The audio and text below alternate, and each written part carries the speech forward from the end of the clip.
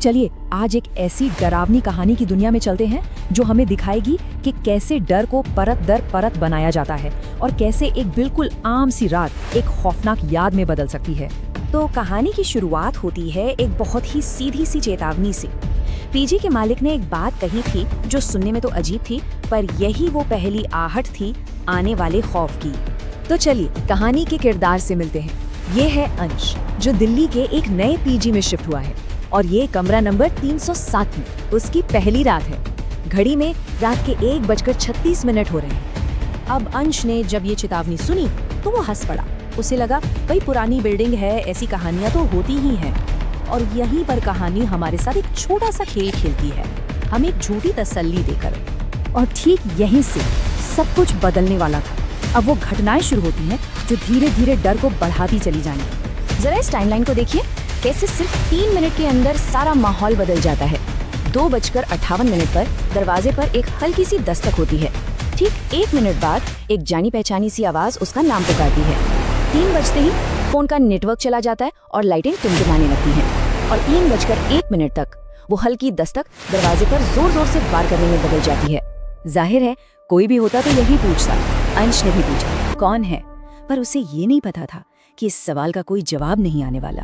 जवाब में थी तो सिर्फ खामोशी और हाँ, दरवाजे के नीचे से दिखती एक हल्की सी परछाई। ये पहला सबूत था कि कोई बाहर है। और यकीन मानिए ये खामोशी उस दस्तक से कहीं ज्यादा डरावनी थी।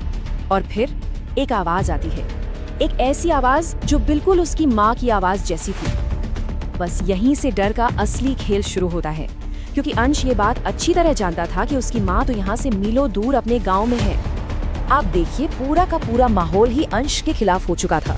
सबसे पहले मोबाइल का नेटवर्क गया, उसे बाहरी दुनिया से एकदम काट दिया गया। फिर लाइटें झपकने लगी और बाहर से आ रही वो आवाज अब रोने की आवाज में बदल गई। दरवाजे पर हो रही दस्तक अब किसी हमले जैसी लग रही थी। बाहर जो भी था वो अब अंश की भावनाओं से खेल रहा था, उसे बेटा कहकर पुकार रहा था। लेकिन अंश के दिमाग में मकान मालिक की वो चेतावनी अभी भी गूंज रही थी, दरवाजा खोलना बहुत बड़ी भूल होगी। चलिए अब कहानी के सबसे अहम मोड़ पर चलते हैं। ये कहानी का वो हिस्सा है जहां डर अपने चरम पर पहुंचने वाला है। घड़ी में 3:07 हुए थे, यानी वो खतरनाक वक्त गुजर चुका था। और तभी अचानक सब कुछ शांत हो गया। इतना शोर और फिर एकदम मौत जैसा सन्नाटा। ये वो शांति थी जो किसी बड़े तूफान के आने से ठीक पहले होती है। इसी खामोशी से हिम्मत जुटाकर अंश ने वो फैसला लिया जो शायद सब कुछ बदल देगा। वो धीरे धीरे दरवाजे की तरफ बढ़ा और उसने की होल से बाहर झांकने की गलती कर दी। और की होल के उस पार उसे जो कुछ भी दिखने वाला था वो उसके किसी भी बुरे सपने से ज्यादा भयानक था। एक आंख एकदम लाल और बिना पलक झपकाए जो सीधे उसी को घूर रही थी। ये उस अनजान डर का पहला चेहरा था और वो बहुत ही खौफनाक था। और फिर एक सर्द फुसफुसाहट सुनाई दी, तुमने खोला क्यों नहीं? ये सवाल सुनते ही अंश डर के मारे लड़खड़ा कर पीछे गिर गया। और ठीक उसी पल वो दरवाजा चरमराता हुआ अपने आप खुल गया। अब अंश और उस डर के बीच कोई रुकावट नहीं बची थी।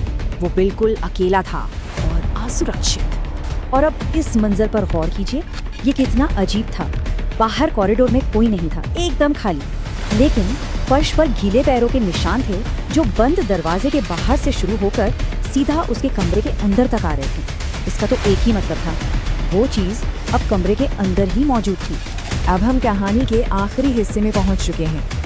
ये हिस्सा बताता है कि उस रात के बाद क्या हुआ और पीछे क्या सबूत रह गया। अगली सुबह जब पीछे में लोग जागे तो उन्होंने कमरा नंबर 307 का दरवाजा खुला पाया, पर अंश वहाँ नहीं था।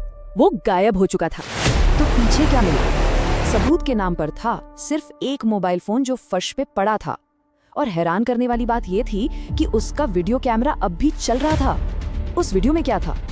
एक कोने में डरा सहमा अंश खड़ा है और कोई कैमरे के पीछे से धीरे धीरे कमरे का दरवाजा बंद कर रहा है। और जैसे ही वीडियो खत्म होता है, स्क्रीन पर धीरे धीरे कुछ शब्द लिखे हुए आते हैं, अब कमरा नंबर 308 तैयार है। ये था कहानी का आखिरी और सबसे खौफनाक मोड़। मतलब ये है कि वो श्राप खत्म नहीं हुआ, उसने बस अपना अगला शिकार चुन लिया है। तो सवाल बस एक ही है, उस कमरे का अगला मेहमान कौन होगा? ये एक ऐसा सवाल है जो कहानी खत्म होने के बाद भी जहन में घूमता रहेगा।